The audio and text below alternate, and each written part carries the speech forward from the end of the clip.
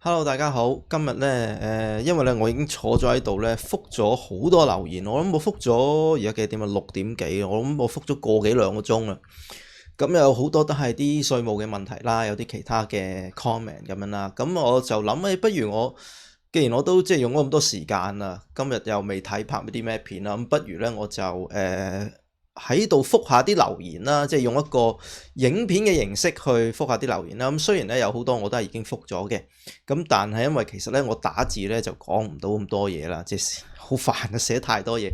咁不如如果有啲留言咧我覆咗咧，我就喺度講講啦。咁可能有啲人亦都有興趣啦，咁亦都試下一個新嘗試啦。我唔知呢啲片有冇人中意睇啦嚇。我最近聽到咧有啲人講咧就話其實而家好多人睇 YouTube 片咧個目的係有啲人喺度講下嘢，即係去一個陪伴嘅角色啦，可能就係佢煮緊飯啊，或者唔知做緊咩嗰陣時咧，就開住嚟聽下咁啦。咁啊 OK 啊，咁我覆下呢啲留言，咁你又唔使話好集中精神咁樣聽下，咁都 OK 嘅。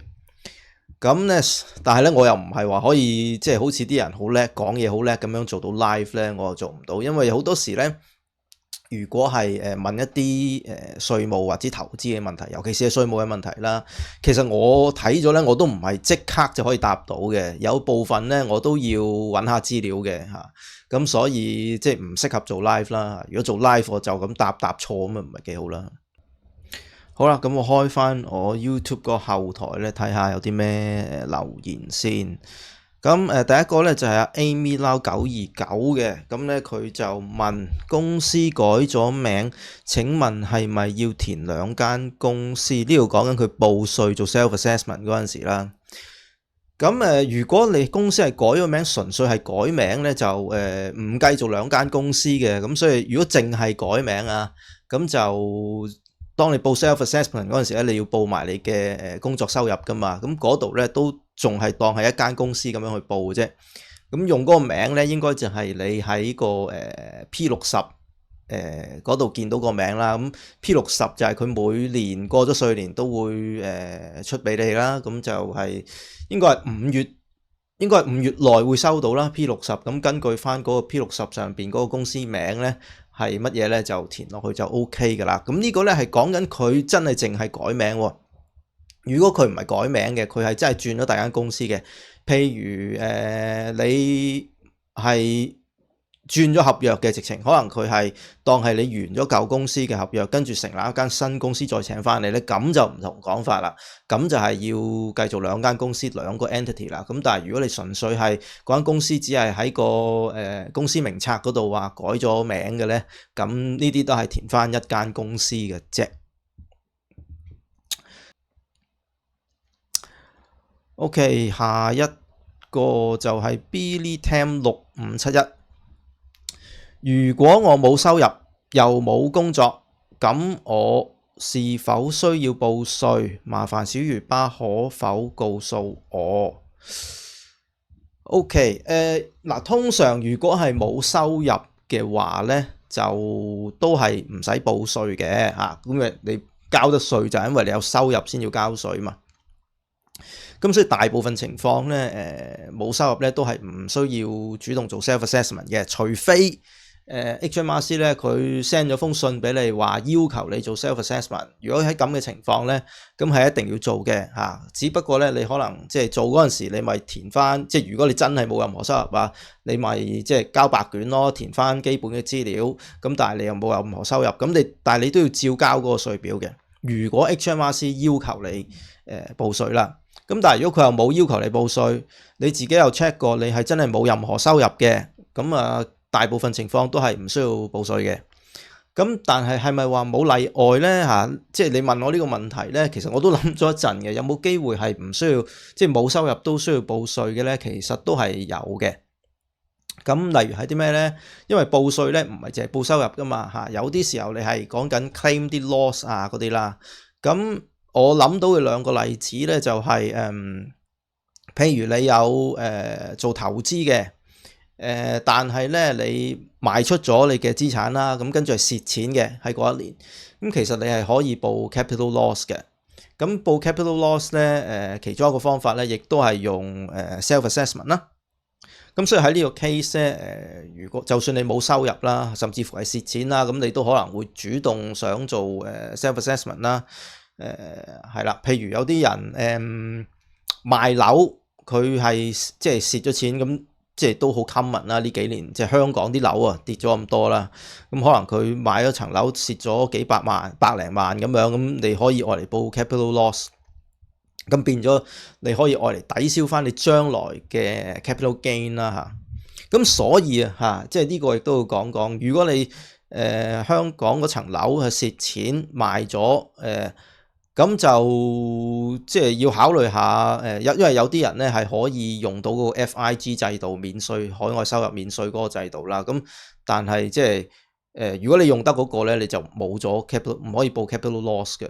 係海外嗰啲，咁所以咧，即係喺呢啲情況就唔要自己諗下係咪真係用啦嚇。咁第二個情況，我諗到嘅咧就係有啲自僱人士嚇，自僱人士咧其實如果你嗰個 trading 嘅 income 咧係少過1000磅，即係少過個 trading allowance，其實你係唔需要主動報，亦都唔需要登記做sole trader 嘅。咁但係咧，有啲人其實佢做緊 sole trader 咧，佢亦都好想去供嗰個 Class 2 NI 因為咧就係即係等自己可以有多一年嗰個 qualifying year，希望將來可以收到 state pension 啦。咁喺呢個情況咧，你又亦都係要主動去報 self assessment， 經過 self assessment 嗰度咧就可以去填咧，就係話你想。even 你個收入係唔需要供 NI， 但係你都主動去供呢個 Class 2嘅 NI， 咁呢兩種情況咧都係冇任何收入，但係咧都會即係主動去報稅啦。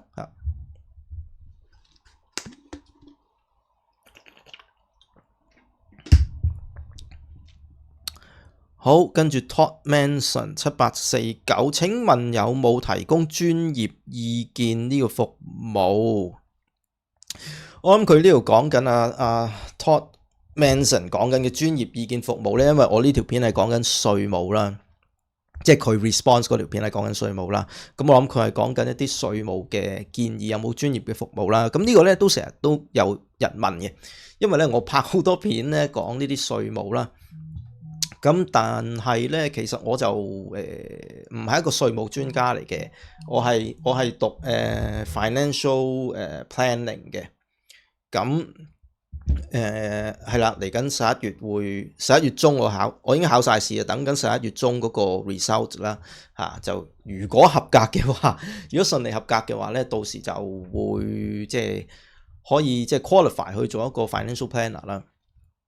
咁但係咧，我就即係雖然入邊係有一科專門係考 tax 㗎啦，考英國嘅稅務啦，但係咧我就唔 consider 自己係一個即係稅務專家啦嚇。所以如果一啲複雜嘅稅務嘅問題咧，都係最好啦，就揾翻tax advisor 啦或者一啲會計師啦，專業嘅會計師啦，咁佢哋會俾到喺稅務方面俾到更加多專業意見你啦嚇。咁至於我做嘅financial planning financial coaching 嗰部分咧，就主要係講緊即係點樣去規劃自己即係理財點樣去管自己啲錢點樣去計劃自己嗰個退休嘅生活，即係點樣準備好啲錢去退休呢部分嘅服務即係投資啲乜嘢嗰啲咁樣啦。咁其實我就未正式去 launch 嘅呢個 service， 我都有唔少嘅朋友咧都有參加咗我嗰個 coaching 嘅 service 啦，咁但係其實我都係仲係試業階段嘅，咁我諗去到11月已經11月啦喎而家咁去到11、12月啦到時我真係launch 呢個 service 嘅時候咧，我就會拍翻條片咧講究竟我講緊嗰個 financial coaching 係做啲乜嘢啦，可以俾到啲咩 value 大家啦咁到時先至詳細去講啦咁但係如果即係專業嘅服務咧，我係有嘅，但係咧我就如果你純粹係講緊稅務嘅咧，我自己覺得啦即係作為一個 financial coach，我梗係將你嘅利益係放喺最大前提噶嘛如果你主要嘅問題都係關於稅務嘅，咁我覺得就揾翻會計師或者 tax advisor 咧會好啲啦。OK，跟住呢啲係我乒乓波訓練營嗰條片，嗰啲就唔答啦嚇，嗰啲唔係太咩啦嚇。OK 好，稅務，請問可否開一集關於自僱人士報稅？呢個係 SLV2S 問嘅。我見到其實有幾個咧都有問呢個問題，就係咧自僱嗰部分咧點樣報稅？咁其實咧，如果你去翻我有一個 playlist 咧，就專門講嗰個英國報稅詳細示範啊。入邊咧由第23集至到第25集咧就係專門講呢個自僱人士點樣報稅嘅。咁第23集咧就係講點樣去登記啦，即係點樣去申請做嗰個 self assessment 啦。跟住仲有第24集、第25集呢兩集咧都係專係講自僱嘅。咁所以如果你係自僱人士又想睇下係點樣報稅嘅咧，可以去參考下嗰3條片啦，就係第25、24同埋25咧呢3集可以重點去睇啦。好，再 scroll 落去啦，揾翻嗰啲稅嗰啲啦，即係打乒乓波嗰啲唔答啦，嗰啲唔需要喺度答啦嚇。OK， 好，跟住咧呢個就係點讀啊？Washu 啊，唔知係咪咁樣讀啦 ？Washu Ho 啦嚇。咁佢就話咧，多謝分享。我們已超過65歲退休人士用 BNO 5+1， 2024年6月初批准，同年9月初到英國，在海外有屋收租，遲啲就想賣咗佢，咁而家咧就唔知點報稅，懇請回覆。OK， 咁點報稅咧？呢個就好難，就咁幾句咁樣講俾你聽啦。咁但係即係我已經拍咗成個系列，嗰度有20幾，唔記得20幾定30幾條片咧，就講成個報稅嗰個過程嘅。咁可以去翻睇我嗰個 playlist 啦。我相信係會有啲幫助嘅。咁佢呢度提到啦，海外有屋收緊租啦，咁呢個係算係foreign 嘅 income 啦，呢個係要報稅嘅嚇。咁嗰條片咧，亦都專係我唔記得第幾集啦，有一集咧專係講海外收租咧係點樣報稅，咁又係可以去睇翻啦。咁遲啲咧會賣咗呢間屋咧，呢度就要留意啦。咁買呢間屋嘅時候咧，幾時賣咧就好影響到你會需唔需要交稅喎？嗱，佢提到咧係2024年9月初先至嚟英國啦。咁而家幾多月啊？而家係2025年11月啊，咁都已經過咗9個月啦嚇。咁所以如果你而家先買咧，就已經有機會開始要交 CGT 啦，因為如果你係自住樓嘅話咧，咁其實自住樓咧就唔需要，即係賣自住樓咧就唔需要交 CGT 嘅。咁另外咧就係你嗰個自住樓咧賣之前嘅9個月咧都係，就算你唔係住喺嗰度啦，都係豁免在內嘅，就唔需要交 CGT 嘅。咁嗰個係嗰個private residence relief 啦嚇，你有興趣可以 Google 下呢一樣嘢啦。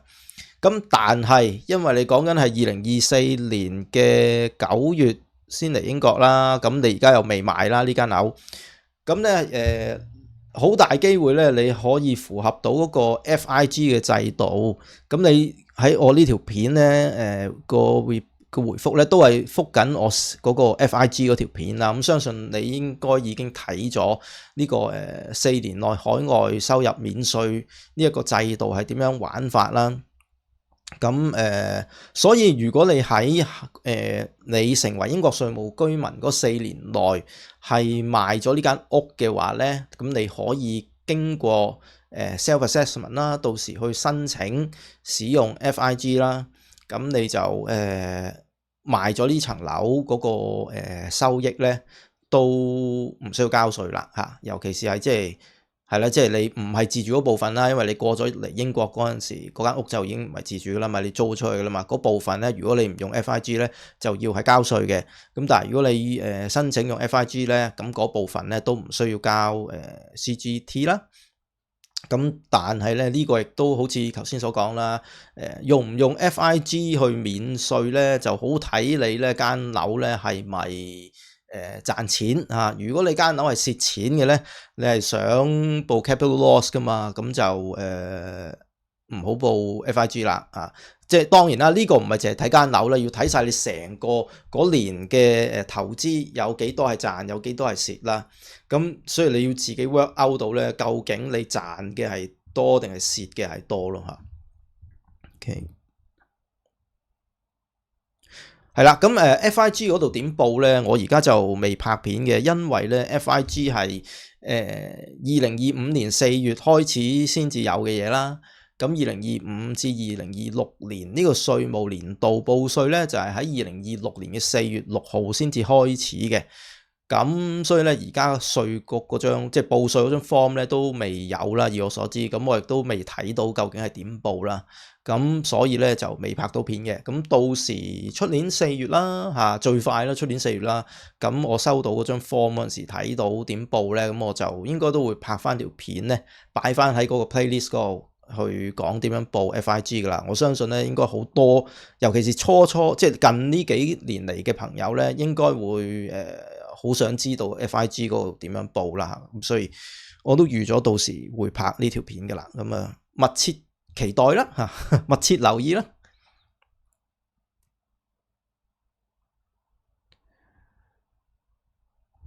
哦，跟住 EMT4090 嚇 Super Thanks 1磅99，非常多謝你嘅支持啊！我每次收到呢啲 Super Thanks 啊，或者嗰個叫咩 Coffee 嗰度啊支持啊，或者 Patreon 嗰啲咧，我都係即係非常之感激大家嘅。點解咧？因為成為我嘅 member 咧，俾錢嘅 member 咧，係基本上係冇咩任何嘅利益嘅嚇。我冇你成為會員俾錢，我都冇話俾多咗嘢你。咁可能即係我盡量啦。如果你係會員留言嘅話，咁我盡量即係快啲去覆啦嚇。咁但係即係呢啲朋友咧，佢真係喺冇利益嘅情況下咧，佢都願意去支持下我呢個 channel 咧，咁係非常之衷心感謝你哋啦嚇。咁不過咧，其實我亦都考慮緊咧，即係係咪即係喺個收費會員嗰度咧，即係可以做多啲嘢啦。咁但係呢個仲計劃緊啦嚇，暫時就未有嘅。飲啖水先。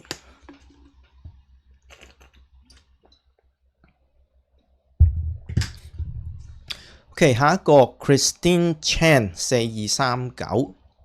咁多謝你啦，小魚巴。但係咧，我聽朋友講，在英國已經繳交預繳稅，就話係要自己喺呢個報稅年度申請先至可以扣減。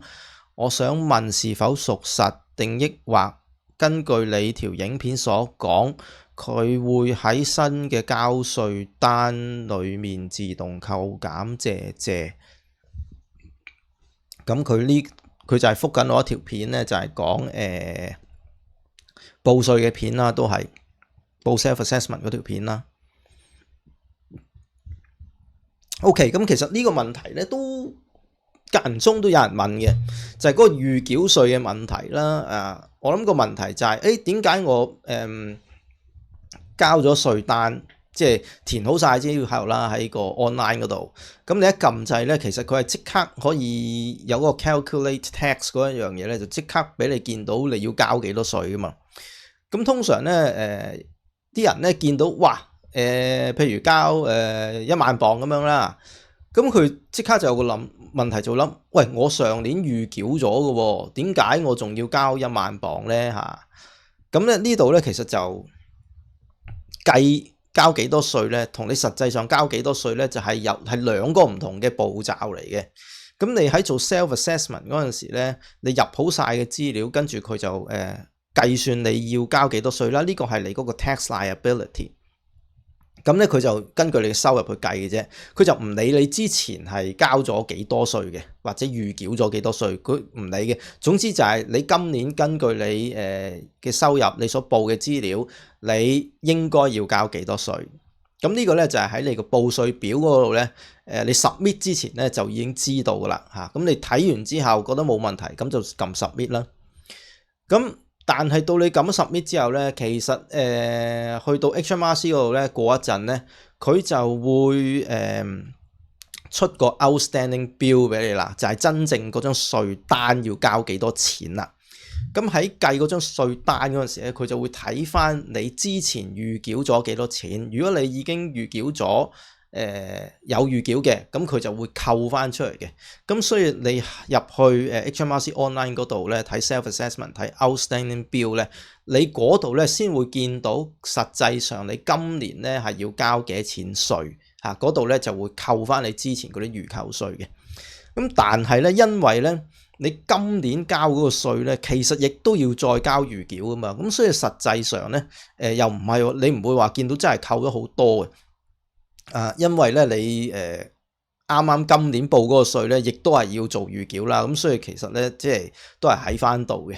咁但係咧，即係如果答翻你嘅問題咧，你上年交咗嘅錢咧唔會冇咗嘅，只不過咧係佢真係出張帳單俾你嗰陣時咧，先至會顯示到你上年交咗幾多稅就扣翻出嚟咁解嚇。咁呢個喺你報 self assessment 嗰一下咧，嗰度係睇唔到嘅嚇。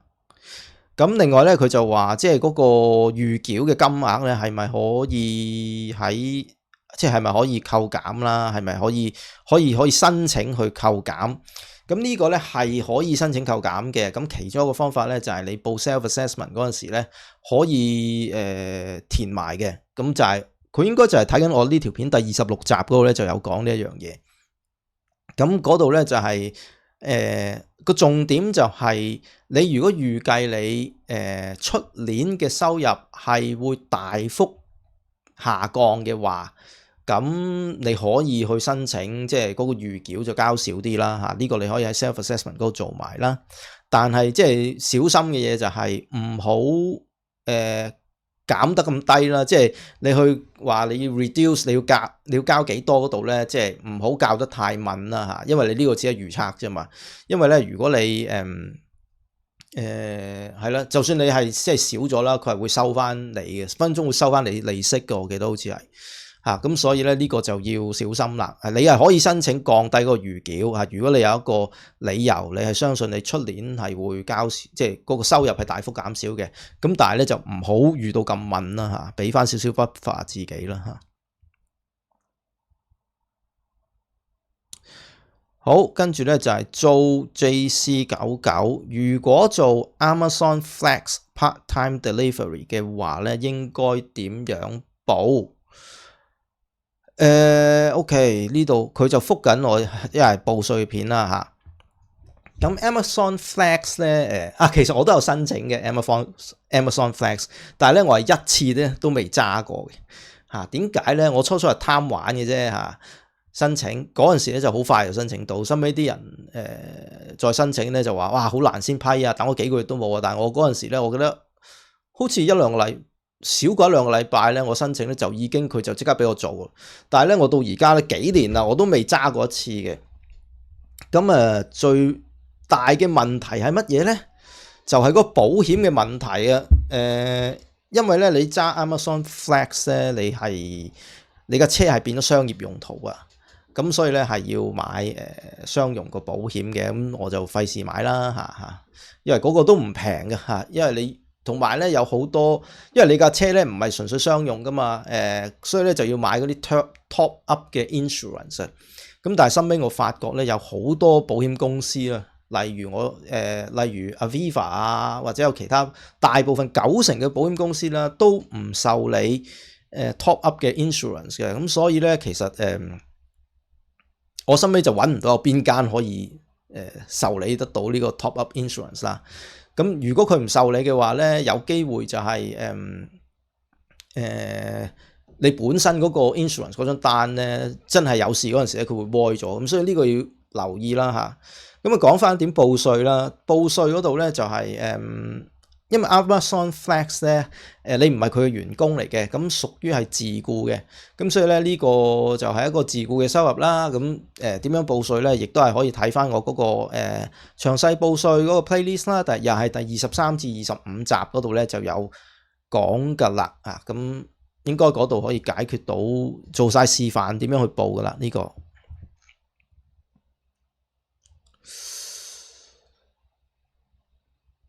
YYYYKK 473日超級有用，小魚巴好適合教書，真係第一次有人咁講話我好適合教書喎嚇。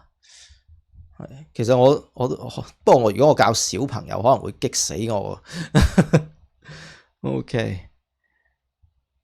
Pinky Pan F5I 佢就係 reply 緊嗰個稅務噶啦，又係嗰條片啦。小魚巴，我係幫私人家庭做清潔工作嘅，收現金，我是否需要申請自僱人士？但尚未申請，現在應該如何處理？咁如果係做私人家庭，喺幫私人家庭做清潔工作嘅咧，咁我估你嘅意思咧就唔係即係做一個僱員啦，唔係 join 一間公司咁樣去做啦。咁呢個屬於你嘅自僱嘅收入啦。咁自僱嘅收入咧，如果你一年嗰個營業額，即係個 turnover，即係你收嘅錢啦，唔計你未扣除你嘅開支，係1000磅以下嘅咧，咁係可以唔報嘅，可以唔登記做自僱人士，亦都可以唔報稅嘅嚇嗰部分啦。講緊如果你有其他收入要報稅，咁當然要報埋其他嘅稅啦。但係就算你係需要做 self assessment，而你嗰個自僱嘅收入咧係少過1000磅咧，其實你係可以唔報自僱嗰部分嘅。咁假設如果你係超過1000磅啦，咁你就要登記成為自僱人士啦。咁又係睇翻我嗰個系列嘅第23至到25集啦。咁最主要你話收現金咧，其實收現金咧就冇問題嘅，真係好多公司或者好多行業啦都係收現金噶啦。咁但係即係最主要，我嗰條片講個意思咧，就係你收現金嘅時候咧，因為如果你尤其是自僱啦，可能冇一個咁好嘅記錄啊，咁所以最好咧自己就做好 bookkeeping 啦，開定一個 Excel 嚇，專係咧記錄住你每一單生意幾時收咗幾多錢。咁 at least 你一個好整齊咁樣嘅表咧，記錄晒你每單生意嗰個交易 transaction 啊，幾時收㗎個錢啊？咁到稅局如果佢真係懷疑你查你嘅時候咧，咁你都有即係有啲好靚仔嘅資料可以俾到人睇咯嚇。咁但係 anyway 即係本身收 cash 係冇問題嘅嚇。我嗰條片講緊咧係有一啲可能即係。佢係收好多錢嘅，但係咧就全部都係 cash 嘅。咁而佢又報到即係可能個收入咧係好低嘅嚇。咁可能稅局先至會懷疑啦。咁如果你講緊即係好少量錢嗰啲就查嘅機會唔係咁大啦嚇。小魚 OK， 跟住下一個男老狗睇下先，而家講咗幾耐啦？話都成30分鐘咯，我諗答埋呢條問題啦。最後，男老狗就講都係稅務嗰條片啦。小魚巴，如果我理解冇錯，如沒有其他收入，只有存款利息收入，如該利息超過1萬磅一年啦，我諗佢係講緊就需要報稅。啱唔啱？係。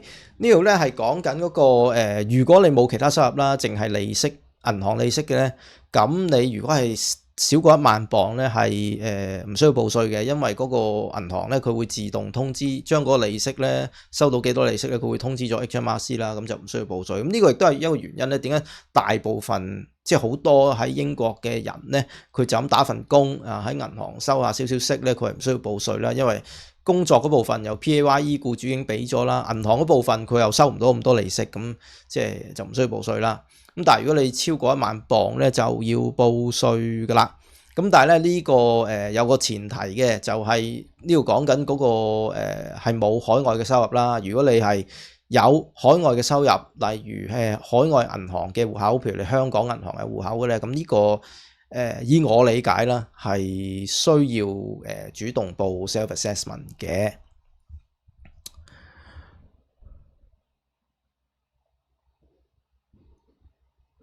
OK， 仲有一條答埋最後呢條啦嚇。星汪汪9258嘅呢度講緊計 CGT 嘅。